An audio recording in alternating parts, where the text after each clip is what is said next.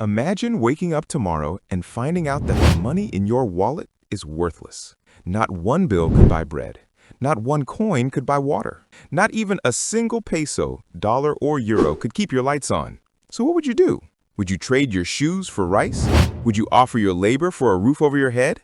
Or would you be forced to reinvent the very meaning of survival? This isn't science fiction. This has happened many times in human history. Entire nations, entire empires watched their money die. And long before cash even existed, people had to figure out other ways to exchange, to trust, and to build societies. But here's the mystery. If money is just paper or just numbers on a screen today, why do we trust it so much? And what did people do before it even existed? Long before credit cards, long before coins, before kings and banks, there was barter.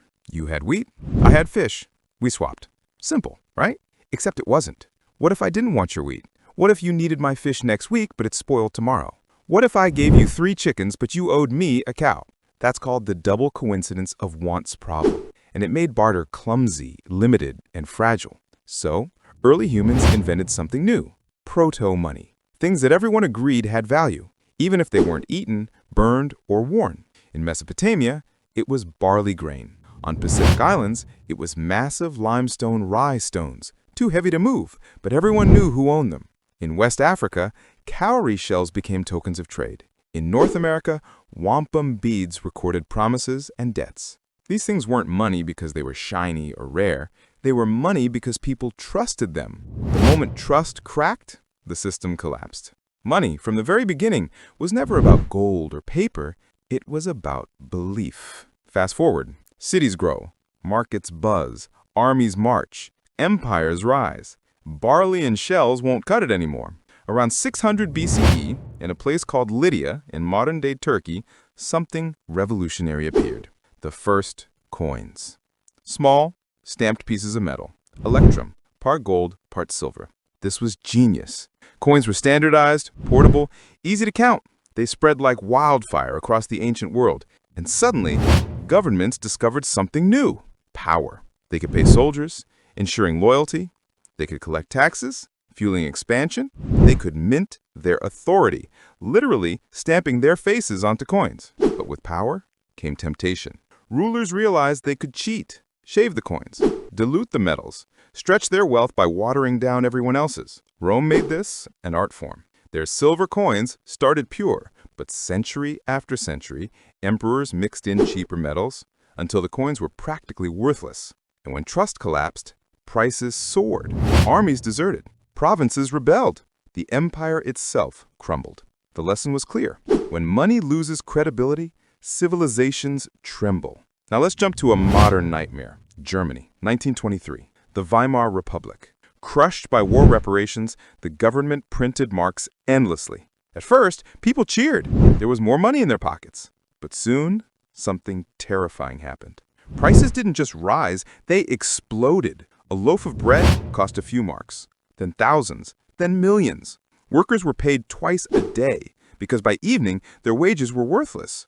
Children played with stacks of banknotes like building blocks. Families burned cash for fuel. It was cheaper than firewood. Imagine that. A lifetime of savings erased. But Germany wasn't alone. In Zimbabwe, in the 2000s, inflation hit 79.6 billion% in a single month. People carried trillion-dollar notes to the market, worth less than toilet paper. In Yugoslavia, in the 1990s, prices doubled every 34 hours. Even in ancient China, during the Yuan dynasty, overprinting paper money caused collapse. Whenever money died, people didn't wait. They improvised. They found substitutes. They survived. So what happens when the cash in your pocket is no longer worth the paper it's printed on? You get creativity. In Weimar Germany, farmers refused paper. They demanded real goods, eggs, butter, meat. City dwellers hauled family heirlooms to the countryside, trading jewelry for potatoes. In Zimbabwe, people switched to US dollars, South African rand, even cell phone airtime credits. And in prisons around the world, cash means nothing. But cigarettes and even packs of instant ramen become currency. The pattern is clear. When money collapses, humans fall back on tangible goods like food, fuel, and shelter, foreign currencies they trust more, and community systems, barter, tokens, and favors. The fallout isn't just economic, it's emotional. Distrust spreads, fear grows, people hoard, societies fracture. But eventually, new systems emerge. Some stronger, some doomed to repeat the cycle. Leaders have always tried to fix collapsing money. Usually they fail. Rome tried new coins with fresh faces. People weren't fooled. Ancient rulers tried price controls, forcing merchants to sell at fixed rates. Black markets exploded overnight. Weimar Germany finally stabilized when they scrapped their worthless mark and introduced the Rentenmark, backed by land and industry. Trust was restored, temporarily. Zimbabwe gave up completely. They abandoned their own money, adopting foreign currencies. It worked, but at the cost of sovereignty. The sad pattern is this. Governments almost always choose the easy fix. Print more, promise more, delay the pain. And every time, the crash hits harder. This is where it gets uncomfortable. You might think hyperinflation is something that only happens over there, some far-off country, some unstable regime. But look closer. In the past 20 years, central banks around the world have printed trillions of new dollars, euros, yen, and pesos. U.S. national debt has surged past $34 trillion, and it keeps climbing. Inflation in 2021 and 2022 reached levels unseen in decades, quietly eroding real wages and savings. The numbers may not yet rival Weimar Germany, but the mechanics are the same. Too much money, too much debt, too little trust. And people are already hedging, already searching for lifeboats.